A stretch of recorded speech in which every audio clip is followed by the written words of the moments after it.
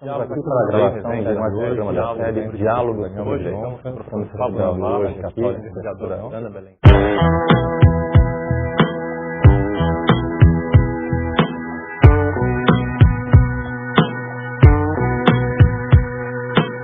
É interessante, professor, que aqui da perspectiva do direito, me encanta ver uma reflexão como essa, porque nós temos uma série de problemas teóricos, técnicos sobre as contribuições.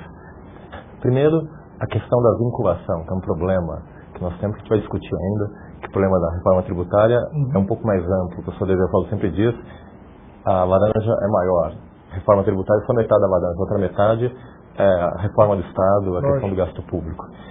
E a questão das contribuições para a Previdência Social tem um fato gerador que é pagar a folha de salário, que é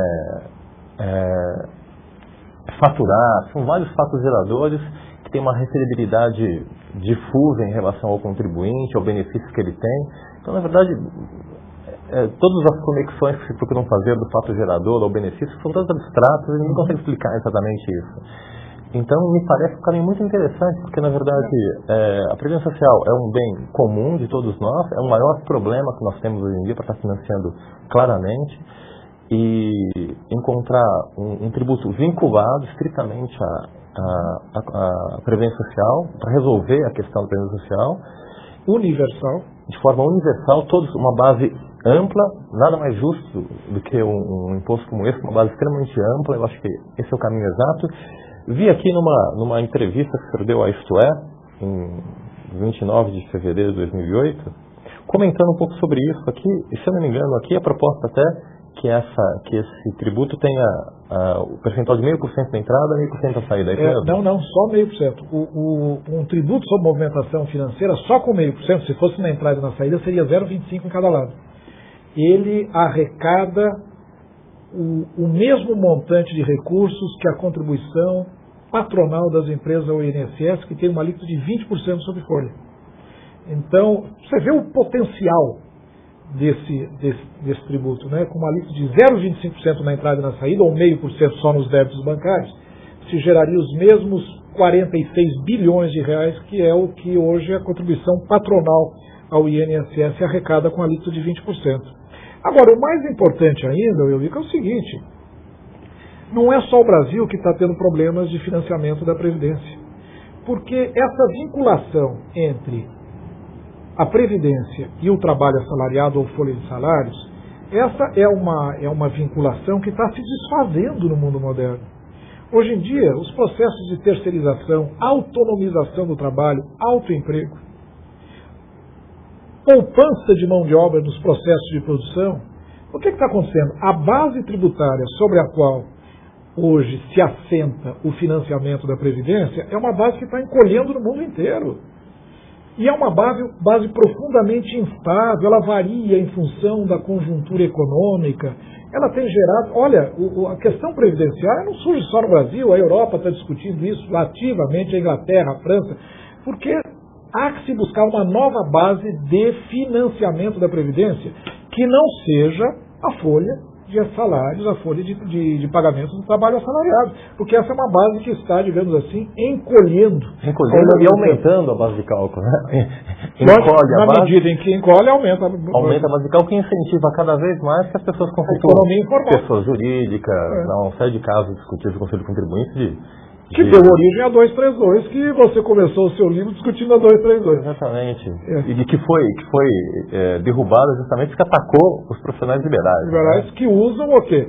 O artifício da PJ, como eles chamam, exatamente para evitar as incidências trabalhistas sobre folha, que estão ficando absolutamente exageradas. No Brasil, há um estudo do professor Pastore que mostra, logicamente não é o único componente, mas que a cunha fiscal sobre trabalho é 100% hoje. Ou seja, o assalariado, qualquer um que está em casa e que é assalariado, leva para casa, põe no bolso, a metade daquilo que está custando para a empresa. Apenas a metade daquilo que custa para a empresa.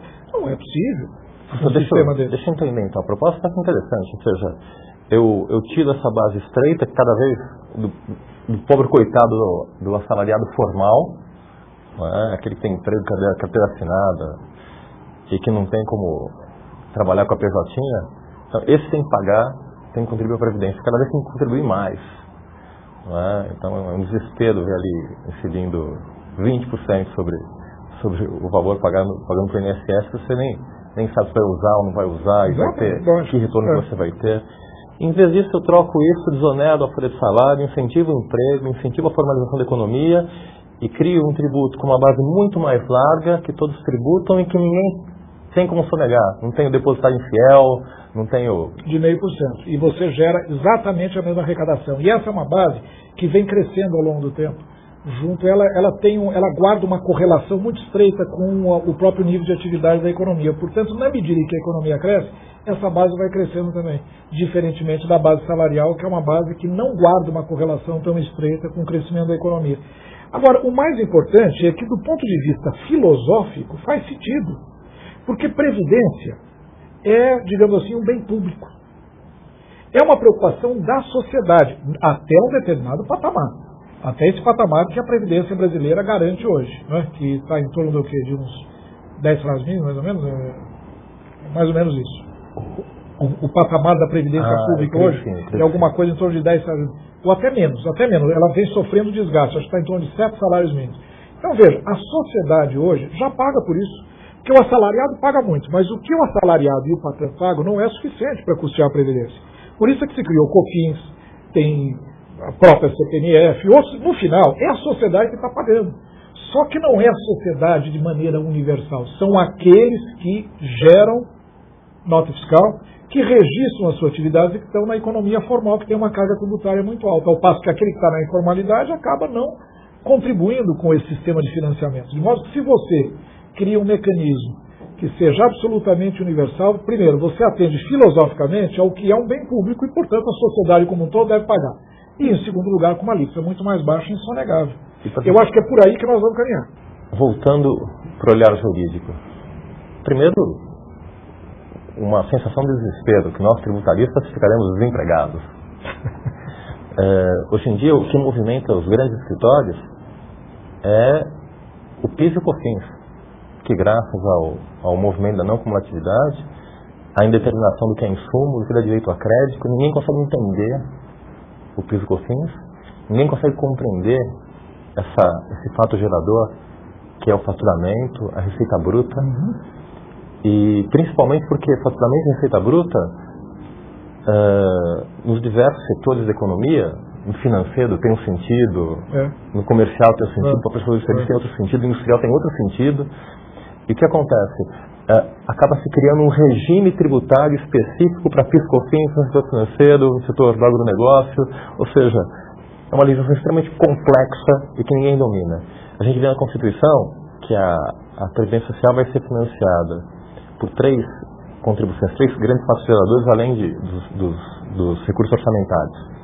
Sobre a folha de salário do empregado e do empregador, sobre o faturamento, que é a nossa história do PIS e da COFINS, e sobre o lucro, que foi criada também a nossa contribuição social sobre o lucro. Eu tenho problemas infinitos no que diz respeito à CSSL e as suas dúvidas em relação ao imposto de renda. É difícil apurar exatamente o faturador da renda, sujeito a muitas manipulações contábeis. Tenho muitos problemas, apesar da facilidade aparente da ideia de faturamento, tenho muitos problemas com relação ao que é faturamento, mas agora, graças à não cumulatividade, os problemas se multiplicaram, porque é fácil saber o que é faturamento, mas a contraposição para as fórmulas de cálculo é saber o que dá direito a crédito, que são os insumos. Ninguém sabe o que é insumo.